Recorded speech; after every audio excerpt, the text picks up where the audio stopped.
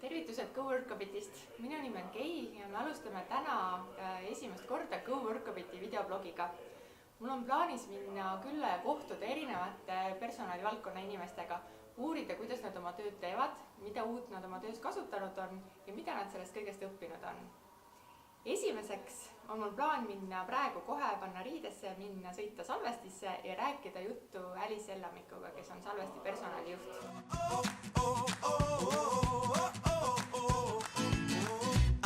Of the world now I'm living, and the good just gets better, keeps on giving. Not even close to the end, it's just beginning. Life is getting lighter while the days are getting brighter, yeah. And if it's good, I won't even worry anymore. Took all my cares, still can kick them all out the door. Sina, Alice, oled sellise taustaga, et sa oled olnud kogu aeg suurtes ettevõtetes? Jah, võib küll nii öelda, et enamasti on olnud ettevõtted pigem isegi Eesti mõistes suurettevõtted. Täna on mul rõõm töötada ettevõttes, mis on Eesti mõistes keskmise suurusega ettevõte. Me plaanime kasvada potentsiaaliga, et tänaste protsesside baasilt võiks meil olla 250 inimest, aga me tahame kasvada nii, et me ei pea nii palju inimesi värbama. Okei, targemalt. Targemalt, jah. Mis kõige raskem sinu jaoks on? Mis see sinu väljakutse praegu on, kui on selline muutuste aeg ja... Kõige raskem on oma tänaste töötajate silmi hoida säramas. Et kogu see muutuste protsess neid liiga palju ei kurnaks, liiga palju ei väsitaks, et nad tunnetaksid, et see kõik, kogu see muudatuste protsess on ka neile kuidagi kasulik ja neile ka kuidagi hea. Kuidas sa teed seda? See on ilmselt kõigil selline väljakutse praegu, kui sul on oma mingid nipid, trikid või mida sa oled avastanud, et mis võiks hästi töötada? Rääkimine. Tegelikult see on kõige olulisem.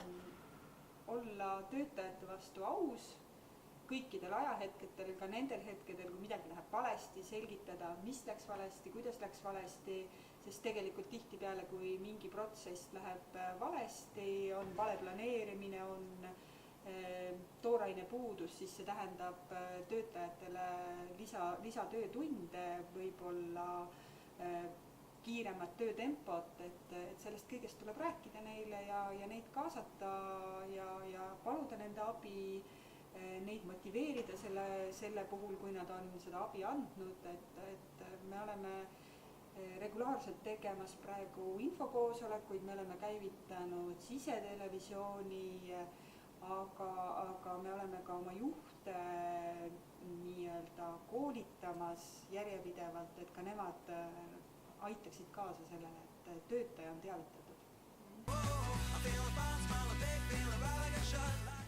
Sa oled personalitööd teinud päris palju aastaid. Kuidas sinu arust või sinu nägemuses on personalijuhi töö muutunud ja kuidas sulle tundub, et see võib-olla veel muutub nüüd lähiaastatel? Kui sa võrdled seda, kui sa alustasid, kuidas sa siis tööd tegid ja seda, kuidas praegu, kui palju sinu jaoks muutunud on? Ma arvan, et mul on olnud super võimalus enamik oma tööalast karjäärist töötada koos juhtidega, kes on mind usaldanud. Et kui ma mõtlen selle peale, mis on trendid ja mida ma olen kuulnud oma kolleegidelt või siis ütleme teiste ettevõtete personalijuhtidelt, siis võib-olla see peamine muutus ongi olnud see, et personalijuhti võetakse järjest rohkem partnerina. Aga mul on olnud tõepoolest eelis peaaegu kogu oma tööalase karjääri jooksul ollagi juhtidele partneriks ja mul on rõõm näha, et see muudatus on nagu jõudnud tegelikult valdavasse osasse Eesti ettevõtetesse. Kui palju sina oma töös kasutad mingisuguseid tööriistu, mingeid tarkvara, lahendusi ja asju, et kui palju sa testid erinevaid asju või on teil pigem, ma tean, et suurtes ettevõtetes läheb kauem selliste asjade juurutamisega ja otsuste vastuvõtmisega ka. Kui palju sa oled sellest puudust tundnud või kuidas sul sellega on? Tegelikult jah, tarkvara lahendusi, mis personalijuhi tööd abistaksid, ei olegi väga palju kasutanud. Ja ausalt öeldes ma ei tunne sellest puudust, sest me värbame veidi teistmoodi, kui on see klassikaline värbamistsükkel ja me värbame küll suvel massiliselt hooajatöölisi, aga neid peab värbama telefonikõne peale ja kohe, kui inimene soovi avaldab, ehk siis andmebaasi olemasolu ei olegi väga vajalik. Ja teistpidi need üksikud konkursid, mida me klassikalises mõttes teeme, nende haldamiseks piisab mulle kõik sellist. Kas Salvest on, ma saan aru, siis täna nii heas seisus, et teile inimesed helistavad, et tahan tööle tulla? Kuna meie oma töötajad on väga head soovitajad ja info selle kohta, kui me jälle värbama hakkame, liigub päris kiiresti, siis tõepoolest meile tulevad kandidaadid ise kohale, isegi ennem kui me oleme avalikus, ma ei tea, näiteks CV Keskuse või Töötukassa kaudu kuulutanud, siis ennem seda on kandidaadid kohal. I feel a fine smile, a big feel, a ride like a shot, life is better than good, yeah, you got me singing,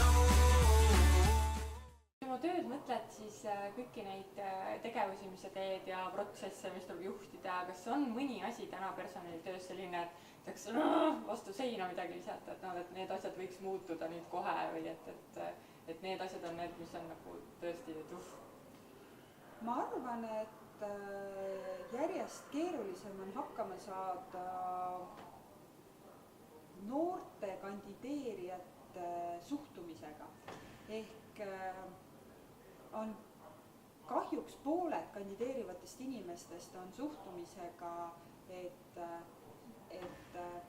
ma vaatan, ma katsetan, ma mõtlen ja nad ei ole läbi mõelnud isegi, et kui nad isegi juba ise kandideerivad, siis võiks mõelda, kuhu nad kandideerivad, mis on nende ootused, aga nad ei tea seda ja nad isegi 2-3 päeva peale kandideerimist, kui neile helistada, siis nad küsivad, et mis firma see on, te olete Tartus hoopis, ei Tartus ma ei taha tööle, te olete seal linna ääres, ei linna äärde ma küll tööle ei tule,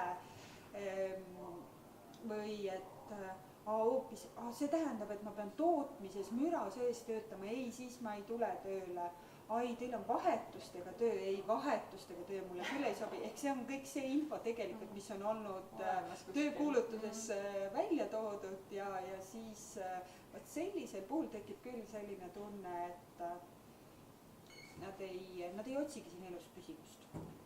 Nad ei otsigi stabiilsust ja järjest enam ei ole see enam ka noorte teema, vaid ma arvan, et see pidev infovoog, mis tuleb läbi meedia, et me maksame head palka, igal pool palgad tõusevad, see on kõiki kandideerijaid pannud sellisele natukene isegi üleolevale positsioonile, et teie peate nüüd mind meelitama ja mina ei pea ise mitte midagi tegema selleks, et tööle tulla.